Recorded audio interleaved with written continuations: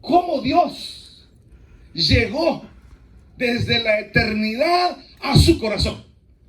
Cómo Dios llegó desde la eternidad a su corazón. ¿Cómo sucedió esto?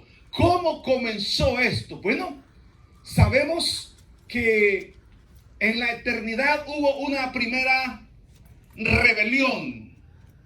Lucifer tomó la tercera parte de los ángeles y trató de sublevarse y tomar la gloria de Dios, que solo le pertenece a Él. Y en aquella batalla celestial, en aquella batalla en dimensiones eternas, el Señor movió la punta de un dedo y venció a Satanás y a sus millones y millones y millones. Imagínense, la tercera parte de los ángeles fue sometida bajo la autoridad del Señor y fueron condenados a prisiones eternas. Desde entonces fueron condenados a prisiones eternas. Para ellos no hubo un plan de salvación. Para ellos no hubo un plan de salvación. Sin embargo, cuando el Señor creó, ¿cuál es la naturaleza del Señor? La naturaleza del Señor es un ser que debe ser adorado. Esa es la naturaleza de Dios. Dios debe ser adorado. Entonces el Señor creó al hombre. Creó al hombre en un espacio especial, en un cosmos. Creó el planeta Tierra para que existiese el hombre y creó a Adán. Y le dio un espíritu de vida. Insufló su espíritu sobre él. Y no solamente eso, sino que le dio una naturaleza perfecta también. Una naturaleza perfecta. De tal manera que podemos decir que Adán era un hombre perfecto. Y vio Dios que no era bueno que el hombre estuviese solo. Y en un momento que el hombre estaba dormido, de su costilla sustrajo una costilla y creó la mujer. Y creó la mujer para que le acompañase. Pero Satanás, el diablo, que había quedado allí condenado y que quería seguir la rebelión y destruir lo que el Señor estaba haciendo para su adoración, ¿qué fue lo que hizo? Fue que le llevó al oído que ha dicho el Señor, que si nosotros, dijo Adán, intentamos ser como él, vamos a perecer. No, si no les ha dicho eso, ¿cómo no? Nos dijo que sí, que de todo lo que está creado en este mundo perfecto, donde no hay enfermedades, donde no hay dolor, donde todo es alegría, que si nosotros comemos de el árbol que está en el centro de este paraíso que el Señor ha hecho, si nosotros comemos de ese fruto que está en el centro de este paraíso, que es el árbol de la ciencia del bien y el mal, ciertamente morirás. Y dijo Satanás, Lucifer, no, les dijo, si no quiere decir eso, quiere decir que entonces ustedes van a conocer todo. Van a tener la ciencia, van a conocer el bien, van a conocer el mal. Y Eva, la esposa, ¿qué fue lo que hizo? Tomó el fruto y se lo dio al marido. Cuando ellos desobedecieron al Señor, el espíritu de perfección del hombre se perdió. Tanto fue así que hasta entonces Adán y Eva tuvieron pudor. Hasta entonces ellos se dieron cuenta que estaban desnudos. Y dice que fueron a buscar unas hojas y se cubrieron con ellas porque se avergonzaban ya. Ya empezaron a sentir la vergüenza. Habían perdido la naturaleza perfecta que el Señor había puesto en su ser. ¿Y qué sucedió? fueron desterrados de aquel paraíso. Fueron desterrados. Y le dijo el Señor a la mujer, y tú por haberle hecho caso a la serpiente, voy a poner una enemistad entre ti y la mujer, entre tu simiente y la simiente de ella. Tú le herirás en el calcañal, pero la simiente de la mujer te herirá en la cabeza. La primer profecía mesiánica. Esa es la primer profecía mesiánica que habla acerca de una composición de hechos que habrían de llegar hasta el día de hoy. Entonces, el Señor para restaurar, el Señor para rescatar, que es la palabra correcta, para rescatar al hombre caído. Nosotros somos hombres caídos porque hemos heredado la corrupción de Adán, de la corrupción de la desobediencia. Usted y yo hemos sido engendrados en corrupción. Hemos sido engendrados en pecado. El pecado ya está en nosotros y la Escritura dice que la paga del pecado es la muerte, mas la dádiva de Dios en Cristo Jesús es vida eterna. Ahora bien, cuando el Señor intenta rescatar a la humanidad, lo hace a través de la elección de un pueblo santificado. ¿Por qué? Porque tiene que haber un sacerdocio. ¿Por qué Dios escogió a Abraham? ¿Por qué de los miles y millones de personas que había en ese entonces, por qué Dios escogió a Abraham? Porque aquí debemos de tener bien claro que la única forma como el hombre puede ser rescatado es a través del sacrificio de sangre. No puede hacerse de otra manera. Sin derramamiento de sangre no hay remisión de pecados. Sin derramamiento de sangre no hay perdón. Entonces el Señor llama a Abraham y lo llama con la necesidad de crear un sacerdocio que pudiera ejecutar este sacrificio de derramamiento de sangre, porque a través del derramamiento de sangre entonces rescata el Señor a los hombres. Rescata, entonces escoge el Señor a Abraham, y de Abraham nace Isaac, y Isaac Jacob, y de Jacob las 12 tribus, y de las 12 tribus van a Egipto, regresan, toman la tierra prometida, pero Dios aparta una de las tribus, los levitas. Ese es el plan de Dios. Ese es el plan. ¿Para qué? Para que los levitas sean los encargados de cuidar el templo donde se habrían de hacer los sacrificios que traerían la redención del hombre. Y no solamente eso, sino que ya teniendo este pueblo escogido, esta nación que el Señor había escogido, que es el pueblo de Israel, habiéndolo ya escogido, el Señor, dentro de esta clase de pueblo que él tiene, llama al hermano de Moisés, a Aarón. El Señor dice: ahora vamos a llegar al objetivo. Yo los he escogido a ustedes y ya les di una bendición terrenal. Una bendición terrenal para que todo les salga bien. Cuando escogió a Abraham le dijo: bendeciré a los que te bendijeren, maldeciré a los que te maldijeren, y serán benditas en ti todas las naciones de la tierra. En ti, el que es simiente de Abraham, tiene la bendición del Señor, la bendición del Padre Eterno, del Creador. Entonces el Señor dice: ahora, de todos los hijos de Israel, traigan cada quien una vara, el cayado que tienen, y pónganlos en el arca de la alianza.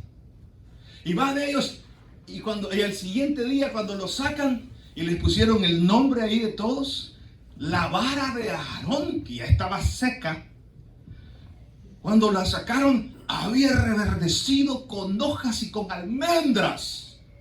Ahí como señal que el Señor había escogido a Aarón para el sacerdocio que habría de oficiar los sacrificios, para que aquel que ofreciese los sacrificios, sus pecados fueran cubiertos. ¿Por qué?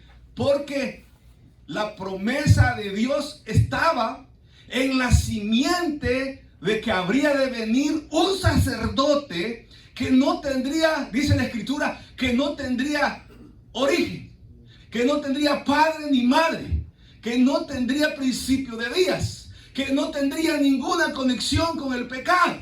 Entonces era necesario de que Israel supiese de que este sacerdocio cubría los pecados, y que la gente que se acercaba lo hacía de igual forma, no por las obras, sino por la fe, creyendo de que sus pecados iban a ser cubiertos. Pero un día, cuando viniese la simiente prometida por el Padre, estuviese y eliminara para siempre los pecados. Entonces se crea el sacerdocio arónico, y el sacerdocio arónico consistía en presentar cierta clase de animales para que fuesen sacrificados. Cuando un israelita, un judío, pecaba, está obligado, en el libro del Éxodo, Levítico, está el pago según el pecado que se había cometido. Así era la ofrenda que se presentaba. Por ejemplo, la Virgen María tenía que presentar 2 corderos cuando fue inmunda a causa de haber dado a luz al Señor Jesús. Pero dice la Escritura, pero si su condición económica no se lo permite, puede cambiar aquellos 2 corderos por 2 palominos. Entonces la Virgen María pues presentó 2 palominos porque no tenía para llevar los 2 corderos. Entonces este sacrificio de ofrendas que se estaban presentando continuamente no podían hacer perfectos a los que se habían santificado, porque en la santificación de ellos era que ellos estaban creyendo en el sacrificio, creyendo en la promesa de la simiente, creyendo en que el Señor había prometido a Israel un reino, un rey, y había prometido una tierra para el pueblo de Israel. Entonces el pueblo de Israel se movía en la promesa de recibir el reino, en la promesa de recibir el reino. Entonces estos continuos sacrificios se efectuaban continuamente. Pero la misma Escritura nos dice que estos sacrificios no podían hacer perfectos a los hombres. Entonces, en el caso de Israel, todos estos sacrificios presentaban al hombre, pero la ley, siendo perfecta en sus 613 estatutos, la ley era perfecta. Pero ¿cuál era el problema? El problema era que si una persona cometía un pecado, cualquiera que fuese, presentaba su sacrificio, y el pecado en ese momento se pagaba el pecado. El problema es que en el ser del hombre imperfecto, caído de la gracia de Dios, quedaba en él la imperfección del pecado, porque nosotros seguimos siendo pecadores. Entonces, aunque la ley era perfecta, no pudo tener éxito a causa de nuestra naturaleza pecaminosa. Entonces, aunque la ley era perfecta, no tuvo éxito en redimir al hombre a causa de nuestra naturaleza pecaminosa. Entonces, los pecados de Israel solamente eran cubiertos, no eran perdonados. Los pecados quedaban ahí, en hold, en stand-by. Por ahí quedaban, ¿esperando qué? Esperando la simiente. Por eso cuando el ángel se le presenta a María, le dice, y llamará su nombre Emmanuel, que significa Dios con nosotros, porque él salvará a su pueblo de sus pecados. Ese es el pensamiento israelita, de que el Mesías al final, después de haber venido ofreciendo los sacrificios, el Mesías vendría y disiparía desintegraría para siempre los pecados. Pero ¿qué pasó? Vino el Mesías, y cuando el Mesías aparece en escena, la palabra Mesías tiene una connotación divina, es decir, que viene directamente del Padre, y tiene una connotación terrenal como rey, como emperador, como militar. Entonces los israelitas estaban esperando la restauración del reino de Israel, y aparece el Mesías, y el Mesías comienza a predicar algo que no les pareció a la gente contemporánea de su momento, porque ellos esperaban levantarse en armas y luchar contra Roma y destruir Roma y tomar ellos el poder mundial. Eso es lo que los israelitas esperaban. Pero apareció el Mesías, y el Mesías les comienza a hablar de un reino que no es en esta tierra, sino que les comienza a hablar a ellos de otras dimensiones, de dimensiones eternas. Les comienza a hablar del reino de los cielos, les comienza a hablar de otros lugares a los cuales el hombre no tiene acceso a causa de su mente finita. Entonces aquí dijeron, este no es quizás el que esperamos. Incluso Juan el Bautista, que fue el que preparó el camino, del Señor, él bautizaba y decía: yo he sido nombrado para preparar el camino de aquel que viene a reinar sobre Israel. Entonces, cuando Juan el Bautista es tomado preso y Herodes se lo lleva a la cárcel y lo están golpeando, le manda a decir a Jesús estas palabras: ¿eres tú el que esperamos, o todavía es otro el que ha de venir? Lo mismo pensaban los judíos. Este no es. Y él comienza a hablar, y comienza con un mensaje completamente diferente. Y comienza a decir: si alguien te pega en una mejilla, tú pon la otra. Si alguien te obliga a llevar una carga o una milla, llévala dos. Aprended de mí, dice, que soy manso y humilde, porque yo soy el buen pastor. El asalariado, cuando viene el lobo, corre y abandona las ovejas, pero yo mi vida doy por las ovejas.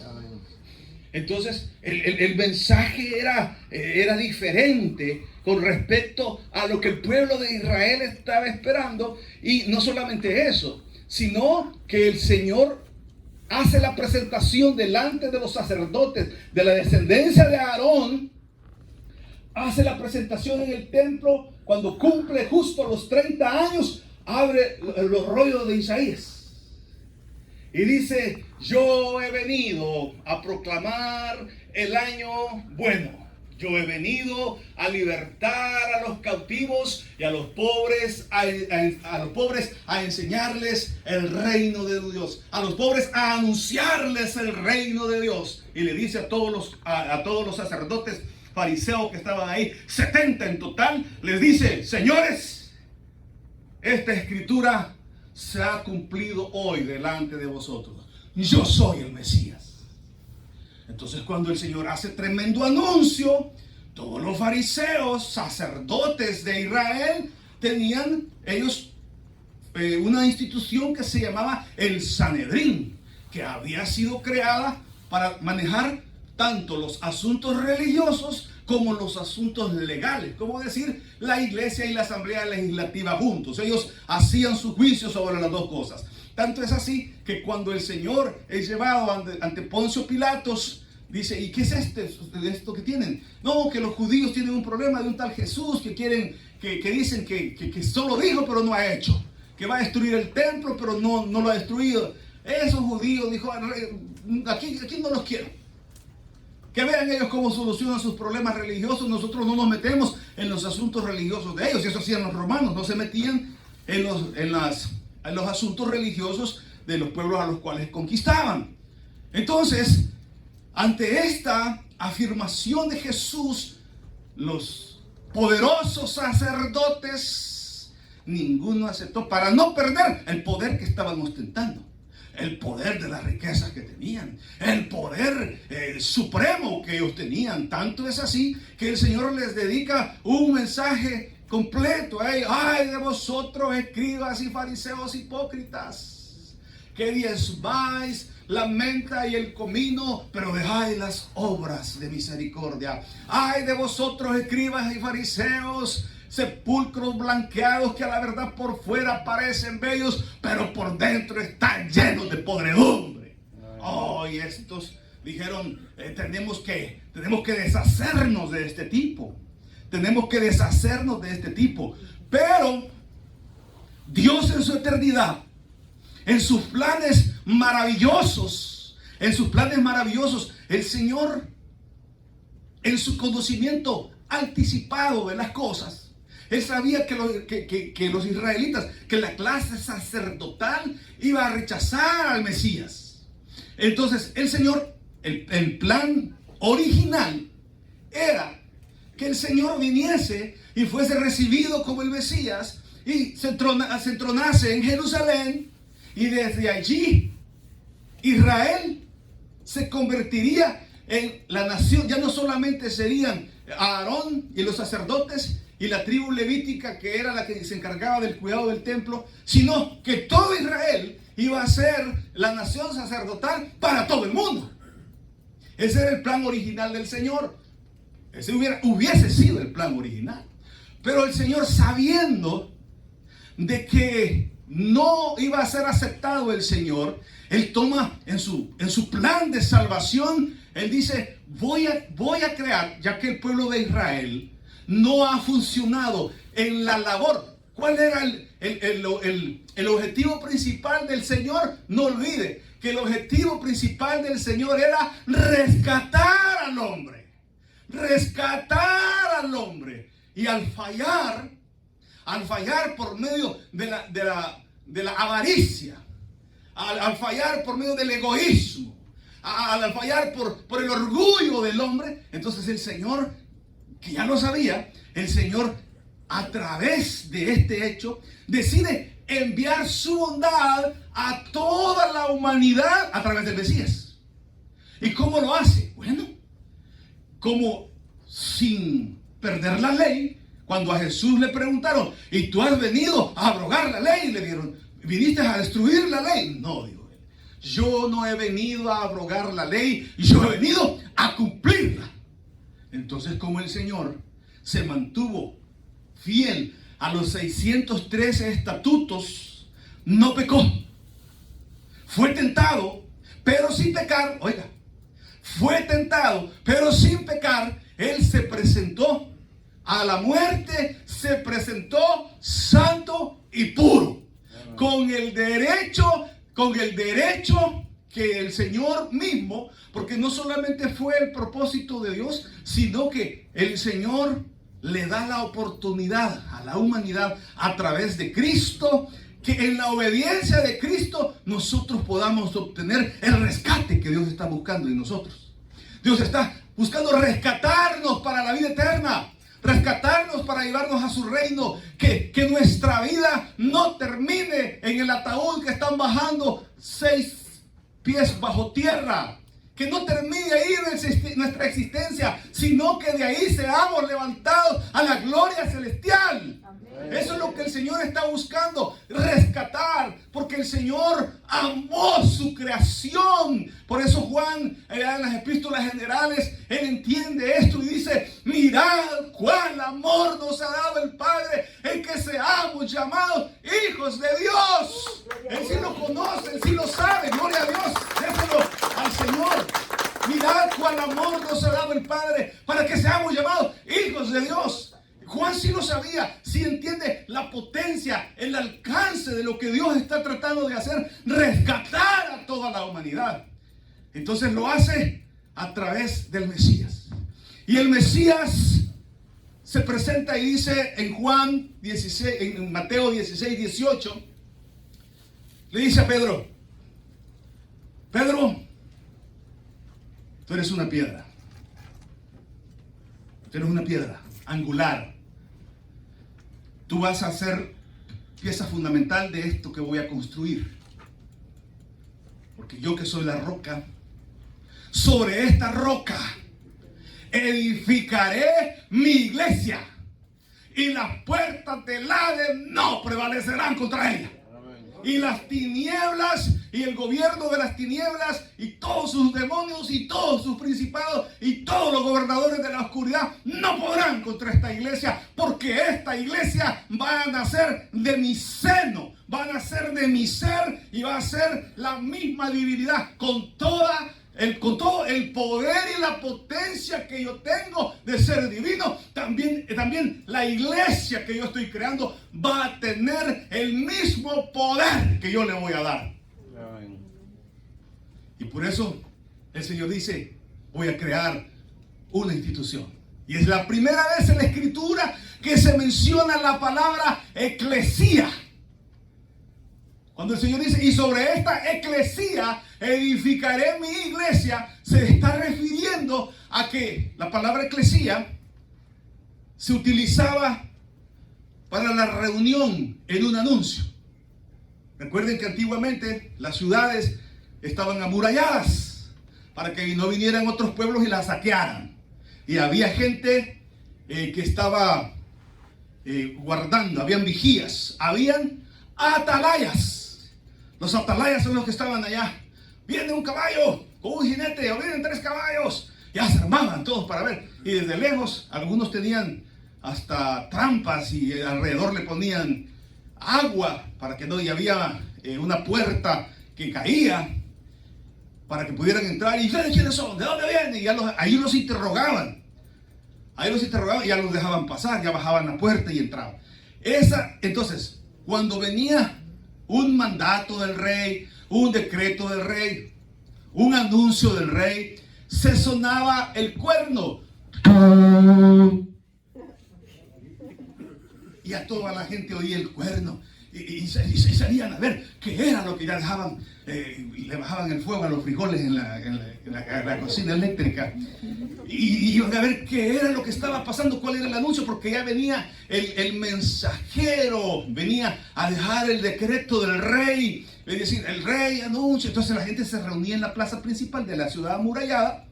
Entonces ese llamar, el verbo eclesía, es llamar a todos los que están afuera para que vengan y se reúnan. Esa es la palabra eclesía, que nosotros en español la conocemos como iglesia. Entonces el Señor dice, y sobre esta roca edificaré mi iglesia y las puertas del Hades no prevalecerán contra ella. ¿Para qué? Para que sea la iglesia la fuente, el depósito del poder de rescate del Señor, del Dios eterno. Usa la iglesia como la institución que es capaz de traer la redención y vida eterna a toda la humanidad. Pero para eso el Señor necesitaba construir, tejer un grupo de personas que fuesen creyendo en Él, y fue Él. Primero encontró a 2 hombres que estaban pescando y les dijo, ¿qué hacen, muchachos? Estamos pescando, le dijeron.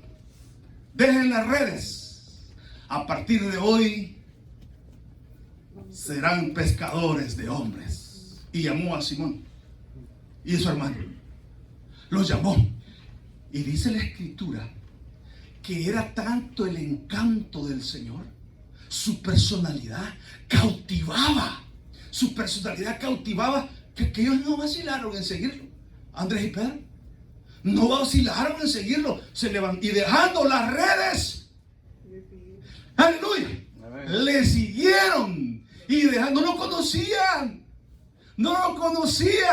pero dejando las redes le siguieron. Allá estaba un contador, un preparador de taxes, sentado en el banco de los tributos, haciéndole los taxes a la gente, ¿verdad?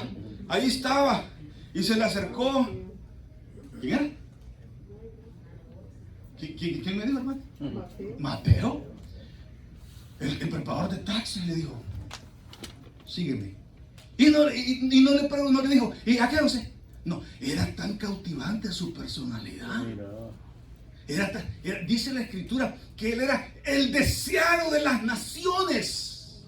Porque todas las naciones esperan su Mesías y a nosotros nos llegó el verdadero. El deseado de las naciones. Se apareció allá en Israel y comienza él a crear una institución por medio del poder divino. ¿Y cómo lograba el Señor esto? Lograba por medio de que en nuestros cuerpos, que son imperfectos, nuestros cuerpos llenos de corrupción, llenos de nuestra naturaleza pecaminosa, el Señor entraba con su Espíritu Santo. Entraba con el Espíritu Santo. Y ahí cautivaba a las personas. Cautivaba a la gente. Por medio del Espíritu Santo. Entonces el Señor comenzó a predicar la ley. No le cambió nada a la ley, solo que la resumió en su ser. El apóstol Pablo dice en Romanos: una mujer, mientras vive, está sujeta a su marido. Habiendo muerto el marido, está libre. Lo mismo ha pasado con nosotros con respecto a la ley. Estando la ley viva, nosotros estamos sujetos a la ley de las obras. Pero Cristo, en su santidad, habiendo vencido la ley, nos ha dado libertad a todos en Cristo Jesús. Tenemos libertad en Cristo Jesús. Entonces la salvación que Dios está procurando sobre nosotros, la salvación que Dios está tratando de lograr, el rescate de la humanidad, viene a través de Cristo. Y Él, cuando Juan el Bautista está en el río Jordán, Juan el Bautista ha recibido una revelación. Y se le ha dicho: Juan, sobre quien tú veas descender el Espíritu Santo, ese es el Mesías. Entonces él se mantenía en el desierto y decía: y este está loco. Vestía su ropa, la hacía de piel de camello, ¿verdad? Y comía solo silvestre, comía panales de miel, comía chapulines. No eran langostas del Red Lobster como algunos creen. No, comía chapulines, aquellos, ¿verdad? Aquellos saltamontotes grandes. Eso era lo que él comía. Y él bajaba. Él se había dedicado al ascetismo, porque todavía no se le había revelado Cristo. Entonces él bajaba después de la jornada de trabajo, llegaba al río Jordán después de las 3, 4 de la tarde y bautizaba. ¿Por qué bautizaba? Bautizaba porque había gente mala, como usted y como yo, que habíamos sido fornicarios, adúlteros, ladrones, estafadores, mentirosos, cae mal, de todo. Entonces la gente llegaba ahí y decía: no, yo quiero cambiar. Yo quiero ser. Entonces el bautismo de Juan era para tratar de ser otra persona, para cambiar la reputación. Para cambiar la reputación. Entonces él les decía: hacer frutos dignos de arrepentimiento. No solo vengan aquí a hacer remate. Amén. Cuando Jesús llegó a bautizarse, él ya lo conocía porque era su primo. Era 3 meses mayor. Era hijo de su tía María. Porque Elisa, la hermana de María, era la tía de Jesús. Y cuando lo vio llegar a Jesús, y de repente ve que hay un parpadeo de luz que desciende y viene y se posa sobre Jesús, y aquella luz que brillaba y se movía para los lados, aquella nube que se movía parpadeantemente, aquella luz cae sobre Jesús. Y Juan dice: yo no soy yo, bautízame tú a mí. No, le dice Jesús, deja que se cumpla el orden establecido por el Padre. Entonces viene Juan el Bautista, y cuando lo bautiza, se abre el cielo, y aparece una voz en medio de una luz más fuerte que el sol, una voz que dice: este es mi Hijo amado en el cual yo me complazco. A partir de ahí Jesús comienza su ministerio y comienza a enseñar sobre el reino. Y se entrevista con diferentes personalidades, se entrevista con uno de los fariseos, y uno de los fariseos muy inteligente, sin ser fanático, con los pies en la tierra, Nicodemo, se le acerca, va de noche para que no lo miren, y le dice: Rabí, nadie puede hacer todo lo que tú haces si no le fuere dado de Dios. Entonces yo estoy convencido de que tú vienes de Dios. ¿Qué debo de hacer para obtener el reino? Y le dice: bueno, para obtener el reino lo que tienes que hacer es nacer de nuevo. Nacer de nuevo. Pero yo ya siendo viejo, ¿podré entrar al vientre de mi madre y nacer? No. Siendo tú maestro de la ley, Nicodemo, ¿no sabes que me estoy refiriendo a un nacimiento del agua y del Espíritu? Estoy hablando de un renacer en el Espíritu cuando permites que la divinidad entre a tu espíritu. Cuando permites que el Espíritu Santo entre en tu ser y cree una nueva criatura. Entonces, todos aquellos que escucharon el mensaje, siendo israelitas, el Señor celebra la última cena.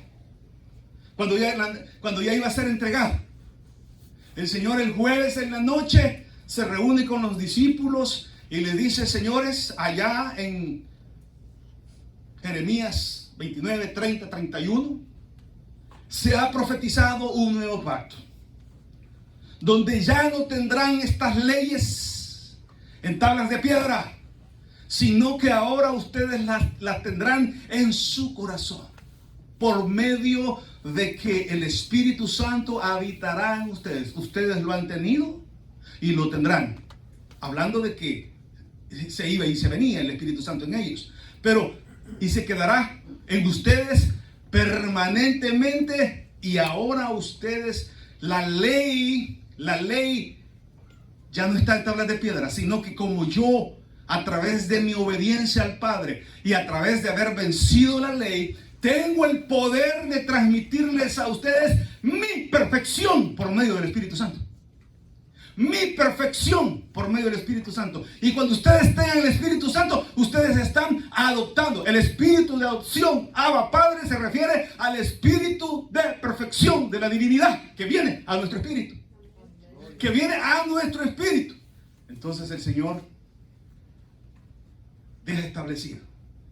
Y cuando ya el Señor muere en la cruz del Calvario, el Señor, mirando al cielo, expiró.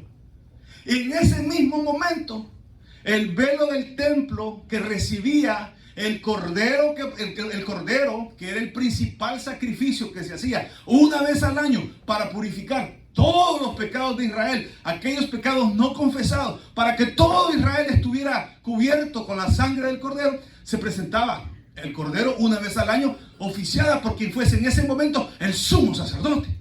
Presentaba el sacrificio una vez al año en una ofrenda súper especial, en la fiesta del Yom Kippur, donde se ayunaba y se presentaba. En ese día no se comía alimentos sólidos, sino que se presentaba con la mayor reverencia el cordero en el templo, y lo hacía el sumo sacerdote. En el momento que Cristo muere en la cruz del Calvario, el Señor entra al templo y rompe el velo del sacrificio de arriba a abajo, presentándose Él como el Cordero de Dios que quita el pecado del mundo y trasladando ese poder de salvación a su iglesia. A su iglesia. Ahora, usted y yo, cuando el Señor estaba, después de haber resucitado, se le presentó en diferentes ocasiones. Se le presentó a los discípulos cuando estaban encerrados. Estaban encerrados ahí en una casa de adobes, de 1 metro de ancho las paredes. y en el terrado también. Y se les presenta y entra a través de la pared y les dice Shalom. Y se asustaron. Y se asustaron. Y el Señor les dice: ahora ustedes van a recibir la encomienda. Y se les presenta en diferentes ocasiones, presentando el reto de Marcos 16. Y estas señales os seguirán a todos los que crean. En mi nombre echarán fuera demonios, orarán por los enfermos y sanarán. Mayores cosas que las que yo hice harán en mi nombre. Esa es la encomienda a la iglesia. Entonces, cuando el Señor se va, había una multitud como de unas 500 personas. Y el Señor se va y se levanta. Y cuando el Señor comienza a levantarse en los aires, vienen dos personas a recibirlo. Dos ángeles del Señor de vestiduras resplandecientes. Y ellos dicen: a este mismo Jesús que veis ser levantado, este mismo Jesús vendrá a poner el reino. Y alguien preguntó por ahí: ¿y no tocaba allá? ¿Sí? Por ahí hay un Boris, ¿no? ¿Restaurarás a Israel? No, le dijo. Porque ustedes no conocen los tiempos que ha designado el Padre. Ustedes todavía no han recibido, no les toca recibir todavía la revelación. Israel se quedó se quedó congelado. Y toda la revelación de Dios y todo el plan de salvación ahora le pertenecen a la iglesia. Miren lo que dice la Escritura. 26. 5:26.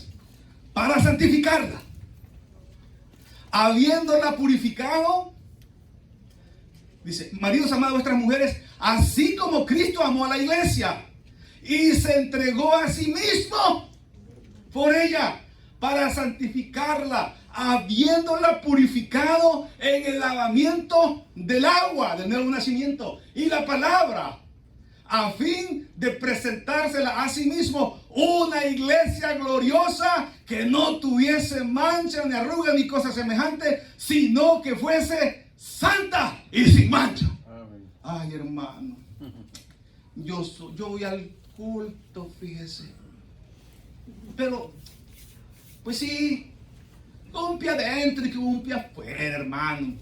Usted sabe, pues sí, uno es débil, ¿verdad? Y pues si sale la oportunidad de un pecadito, pues, ay, hermano, ¿y qué? Hermano, usted se está viendo de menos. La Escritura dice: no echéis las perlas a los cerdos. Porque usted, hermano, es un especial tesoro sobre el cual Dios decidió desde la eternidad poner su presencia en usted. Amén. Poner su presencia por medio del Espíritu Santo en usted, y que usted sea quien ha recibido todo el poder que representa a la iglesia. Usted lo tiene todo. Usted no es cualquier cosa. Usted ha sido escogido de entre millones y millones en este mundo. Usted ha sido escogido para llevar las riquezas de Cristo, para conocer cuál fuera la longitud, la anchura, la altitud y la profundidad de los misterios de Dios revelados única y exclusivamente a la iglesia que somos usted y yo. ¿Cuántos dicen gloria a Dios? ¡Aleluya! El Señor nos ha dado semejante autoridad. El Señor nos ha dado a nosotros semejante nombramiento. Esta semana dieron unos premios en la Casa Blanca.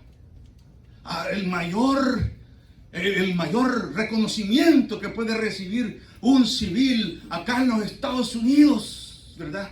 Y pasan pero bien inflados ahí a recibir su premio de parte de Sleepy Joe Biden, ¿verdad? Hermano, usted y yo hemos recibido más. Usted y yo hemos recibido más. Busque conmigo, mi hermano, Efesios 3.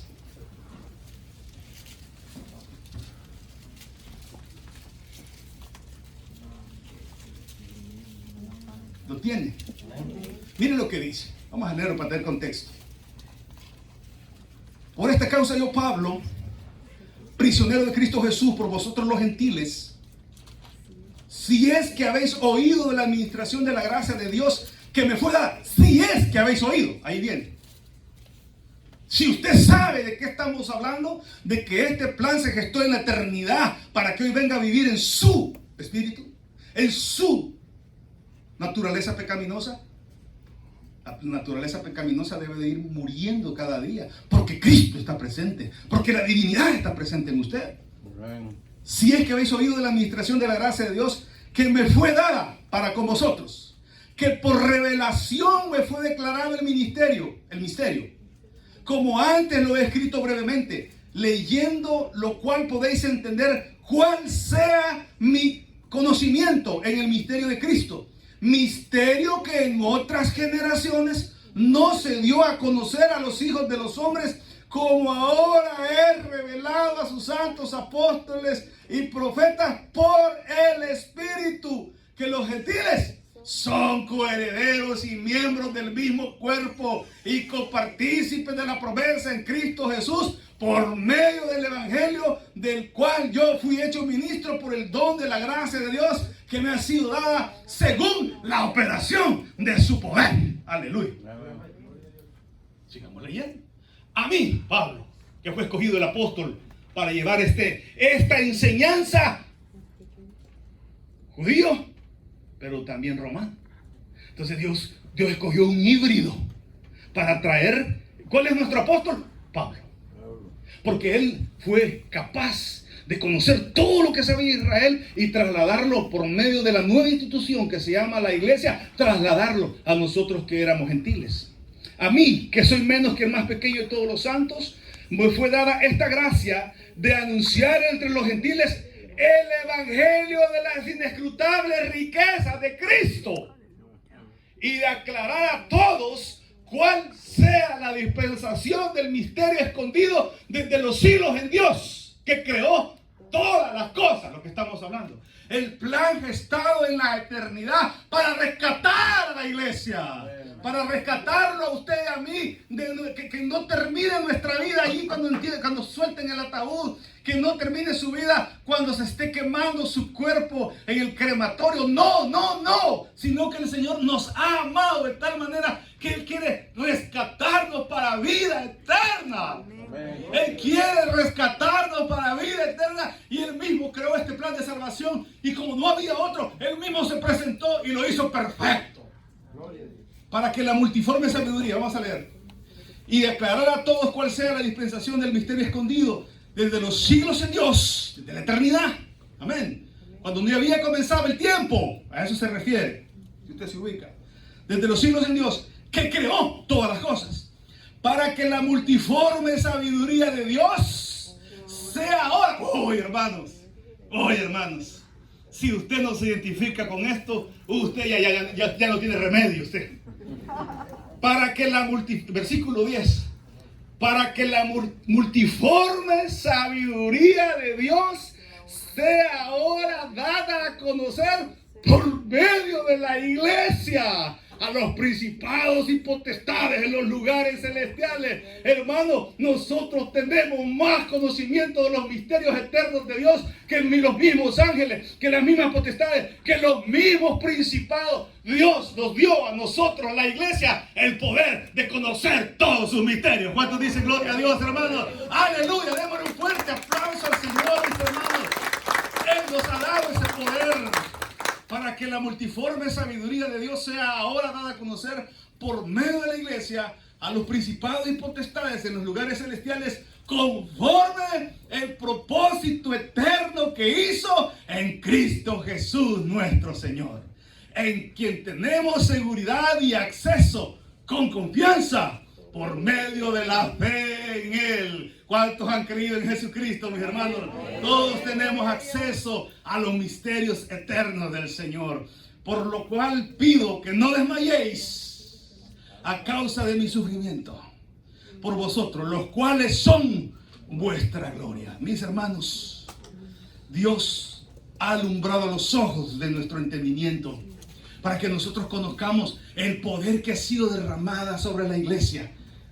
Una página atrás, Efesios 15, 1:15. Amén. Vamos a ir terminando, no se preocupe. Por esta causa también yo, habiendo oído de vuestra fe en el Señor Jesús y de vuestro amor para con todos los santos, no ceso de dar gracias por vosotros, haciendo memoria de vosotros en mis oraciones, para que el Dios de nuestro Señor Jesucristo, ¿lo tienen? Amén. 17. Para que el Dios de nuestro Señor Jesucristo, el Padre de gloria, os dé espíritu de sabiduría y de revelación y del conocimiento de Él, alumbrando los ojos de vuestro entendimiento, para que sepáis cuál es la esperanza a la que Él os ha llamado y cuál es la riqueza de su gloria, de su herencia en los santos, que somos usted y yo. Hermanos amados, Dios ha alumbrado nuestro entendimiento para que en nosotros no haya ninguna duda de lo que Dios ha hecho en nuestras vidas. Como Dios, como el mensaje de salvación. Y pudiéramos pasar hablando horas y horas de cómo llegó a nosotros este mensaje. A través del apóstol Pablo, a través de la iglesia, a través de hombres valientes que han surgido a través de la historia, convencidos del Señor. Cuando nosotros vemos a una persona que recibió a Cristo y levantó su mano y dijo: yo quiero recibir a Cristo, hermano, se está convirtiendo en una persona superpoderosa, tomando toda la herencia eterna de nuestro Dios. Terminamos con esto. Efesios 4:9.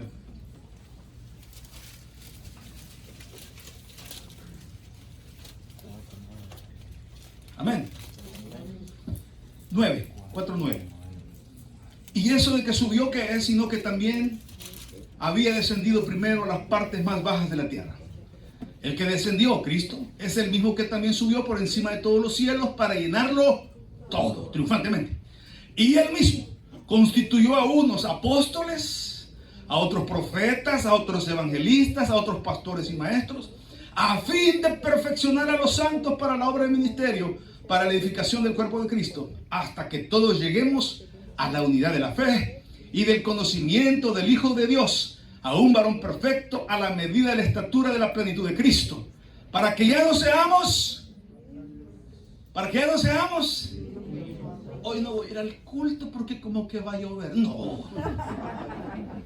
Hermano, allá en Cujucuyo, allá hay una iglesita con 7 personas, suelo de tierra. Allá se está desatando tremendo poder del reino de Dios. Allá hay una explosión del poder de Dios en aquellas palabras que se está predicando el pastor. Y esas palabras están haciendo mella en los corazones de aquellos. Y el poder desatado en ese lugar, hermano, no se compara ni siquiera a una bomba atómica. Porque la bomba atómica destruye. Pero el poder desatado por Cristo es para rescatarnos a usted y a mí. Y darnos una vida eterna. Como dice ahí, tenemos acceso a Él con confianza, seguros de que estamos con Él. Para que no sean niños fluctuantes, llevados por doquiera de todo viento de doctrina, por estratagemas de hombres que para engañar emplean con astucia las artimañas del error. Cuidado, tiene que tener usted bien claro de qué se trata. ¿Quién es usted? Sino que siguiendo la verdad en amor, crezcamos en todo aquel que es la cabeza, esto es Cristo, de quien todo el cuerpo bien concertado y unido entre sí por todas las coyunturas que se ayudan mutuamente, según la actividad propia de cada miembro, recibe su crecimiento para ir edificándose en amor. Hermanos, Dios quiere que usted y yo estemos bien fundamentados. Dios quiere que usted y yo seamos creyentes completos, que conozcamos todo el plan y propósito de Dios en el rescate hacia la humanidad. Solo hay una iglesia. La iglesia no es la católica, no es la bautista, no es la Asamblea de Dios.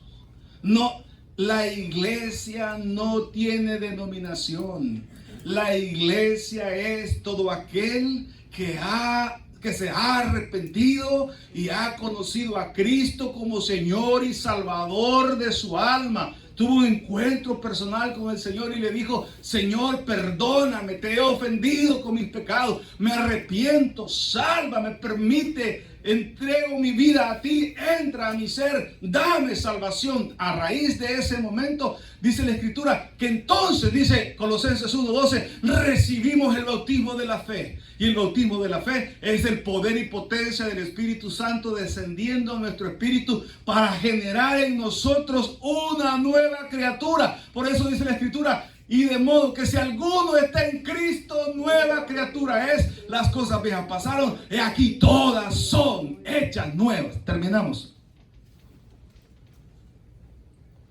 Ahí en Efesios 5. Perdón, Efesios 3. Efesios 3, 14. Amén. Amén. Por esta causa, ¿están conmigo? Amén. Doblo mis rodillas ante el Padre de nuestro Señor Jesucristo. Ahora entiende por qué el apóstol Pablo dice eso. Por esta causa doblo mis rodillas. Estoy tan agradecido ver que el propósito de Dios se está cumpliendo en cada uno de ustedes. El poder y potencia de Dios ha venido sobre sus vidas para vida eterna, para regenerar una nueva criatura, para bendición de sus vidas, para ser los campeones en la vida, para ser los más que vencedores en la vida. Por esta causa doblo mis rodillas ante el Padre de nuestro Señor Jesucristo, de quien toma nombre toda familia en los cielos y en la tierra, para que os dé, conforme a las riquezas de su gloria, el ser fortalecidos con poder en el hombre interior por su espíritu. Amén. Y usted es aguacate. No, tengo el Espíritu de Dios en mi ser. Soy más que vencedor. Y usted es cobarde, ni se le ocurra. Y usted tiene miedo. No tengo miedo. Y usted tiene imaginaciones de que se enferma. Tampoco. Reprendo todo obra del diablo. No me dejo vencer. No tengo miedo. No tengo ataques de pánico. No tengo miedo a nada, ni al diablo. Aleluya. Amén. Ay, que te voy a echar a la policía. Papá, supiera la potencia que hay en mí. Tengo la potencia del creador de este universo. De verdad. No, él lo dice, no yo. Él lo dice, no yo. Pero para que os dé, 16. Conforme a las riquezas de su gloria, el ser fortalecidos con poder en el hombre interior por su espíritu, para que habite Cristo por la fe en vuestros corazones, a fin de que, arraigados y cimentados en amor, seáis plenamente capaces de comprender con todos los santos cuál sea la anchura, la longitud, la profundidad y la altura, y de conocer el amor de Cristo que excede a todo conocimiento, para que seáis llenos de toda la plenitud de Dios. Digan gloria a Dios y démosle un aplauso al Señor. Padre, gracias. Gracias. Gracias, Cristo. Gracias porque nos has hecho más que vencedores. Gracias porque toda la plenitud tuya está en mí. Está en cada uno de mis hermanos, que por la fe han permitido que tu ser entre en su ser. Y ahora somos fuertes, fortalecidos en amor, fortalecidos en potencia, fortalecidos en conocimiento, conociendo los misterios de la eternidad. Ya no hay temor, hay confianza en Cristo, hay confianza en Cristo. Yo creo en Cristo. Yo creo en Cristo, yo creo en Cristo, yo tengo toda la fortaleza de mi Cristo, yo tengo toda la fortaleza de mi Señor, yo puedo seguir adelante, yo puedo vencer, yo voy a vencer, lo voy a lograr, porque ya no estoy solo, sino que el Señor habita conmigo como poderoso gigante. Voy caminando, mis pies ya no son aquellos que dan pasos en falso, voy caminando en la sendera de justicia del Señor, y mi vida ha sido transformada, no porque yo sea mejor que nadie, sino porque aquel que me llamó de las tinieblas a su luz admirable me ha nombrado su iglesia, y él mismo estableció a unos pastores, evangelistas, pastores, maestros, profetas, y nos ha dado el poder de ir creciendo en el día a día para que podamos ser a la estatura, ese varón perfecto, a la medida de la estatura de la plenitud de Cristo. Mientras todos estamos orando, yo quiero dirigirme a usted a través de este medio, usted que ha estado pendiente de este mensaje, quiero decirle que su vida ya no será lo mismo si usted permite que el poder y potencia de Dios entren en su ser. Amén. Va a haber una transformación. El Espíritu de Dios va a estar en usted. Las cosas van a cambiar. Cosas que usted jamás imaginó van a pasar en su vida. El Señor le fortalecerá. El Señor va a estar con usted. El Señor le va a ayudar. ¿Qué tiene que hacer? Por la fe, permita que Cristo entre en su vida. Ore conmigo de esta manera y dígale así al Señor: Señor Jesús, repite conmigo: Señor Jesús, te abro mi corazón y te recibo como Señor y Salvador personal. Creo que eres Dios y que moriste en la cruz por mis pecados. Soy pecador, me arrepiento, perdóname, Señor. Y gracias doy al Padre por mandar a su Hijo Jesucristo a morir en mi lugar. Gracias, Señor Jesús, por salvar mi alma. Recibo el propósito tuyo desde la eternidad en mi vida, para salvación y vida eterna. En el nombre de Jesús, amén. Si usted oró, usted ha nacido a la familia de Dios. Busque una iglesia donde se predique el Evangelio de Cristo y crezca en el conocimiento de Jesucristo, para que usted pueda gozarse en el día a día de su vida, estar fortalecido en el poder y potencia de Dios. Continuamos acá en la casa del Señor.